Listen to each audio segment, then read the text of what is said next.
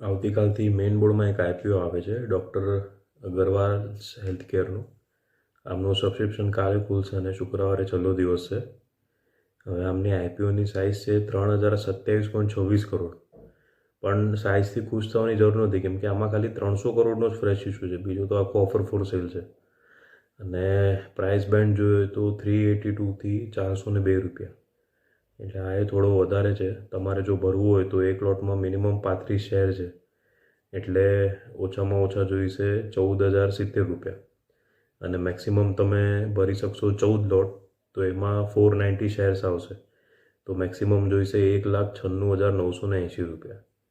હવે 2010ની જ આ તો કંપની 2010માં સ્થપાઈ હતી. વિવિધ પ્રકારની આઈ કેર સર્વિસીસ કંપની પૂરી પાડે છે.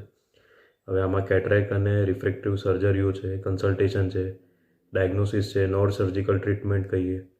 અને કંપની છે તે ઓપ્ટિકલ પ્રોડક્ટ અને કોન્ટેક્ટ લેન્સ, એસેસરીઝ તેમજ આઈ કેર રિલેટેડ જે બધા ફાર્મા પ્રોડક્ટ હોય એનું વેચાણ કરે છે. પોઝિટિવ વાત એ છે કે કંપનીના હાથ નીચે 730થી વધુ ડૉક્ટરો છે એવું કંપની કહે છે. નેટ પ્રોફિટ માર્જિન જોઈએ તો 7.96% છે. ઠીક છે, વાંધો નથી. પણ આમના છે ને પ્રોફિટ ગ્રોથમાં ઉપર નીચે છે.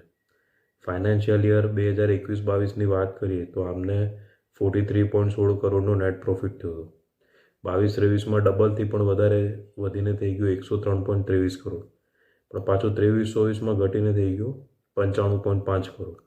ચલો થોડુંક ઘટે એ સમજ્યા, પણ આ કરંટ ફાઇનાન્શિયલ યરના પહેલાં 6 મહિના એટલે એપ્રિલ મહિનાથી સપ્ટેમ્બર 2024 સુધીમાં પાછું કંપનીનો નેટ પ્રોફિટ છે ખાલી 39.56 કરોડ. એટલે આ વખતે આ એવરેજથી જે પ્રોફિટ છે ગયા વર્ષ કરતાં પણ ઓછું થઈ જશે. એ એક ચિંતાનો વિષય છે. કંપનીએ આઈપીઓના પૈસાનું ખાલી એટલું જ કીધું છે કે અમુક રીપેમેન્ટ અને પ્રીપેમેન્ટ કરશે અને જરૂર પડે તો એક્વિઝિશન કરશે. કાંઈ ડિટેલમાં બહુ કીધું નથી. એટલે શું છે, કંપનીના પ્રોફિટમાં ઉપર નીચે છે. આઈપીઓ પ્રાઇસ થોડુંક વધારે જેમ કહી શકાય કંપનીની કમાણીને જોતા, એટલે એક રીતે આઈપીઓ તો જોખમી કહેવાય. હવે લોંગ ટર્મ માટે જો તમને રાખવું હોય, તમારી પાસે વધારે હોય લિક્વિડિટીને ઇન્વેસ્ટ કરવું હોય તો તમે કરી શકો, પણ લોંગ ટર્મ માટે રાખવું પડશે. કાંઈ તરત ગેઇન કરીને લિસ્ટિંગ ગેઇનમાં નીકળી જશો એવું પોસિબલ નથી. કારણ કે ગ્રે માર્કેટમાં પણ છે ને પ્રીમિયમ છે તે ઘટીને હવે આજે બપોરે તો 3%થી જરાક વધારે બોલાઈ રહ્યું છે, 3.23%ની આસપાસ. એટલે લિસ્ટિંગ હમણાં બધા એસએમએ આઈપીઓનું એટલું સરસ લિસ્ટિંગ થયું ને, એટલે એક ઉત્સાહ છે આપણને. પણ આમાં એવા બમ્પર લિસ્ટિંગને આપણે હોપ ના રાખી શકીએ. એટલે જોજો તમને જે ઠીક લાગે. આમ તો એક રીતે જોખમી આઈપીઓ કહી શકાય, એટલે ખોટી એક્સાઇટમેન્ટમાં આવીને ભૂલ નહીં કરતા.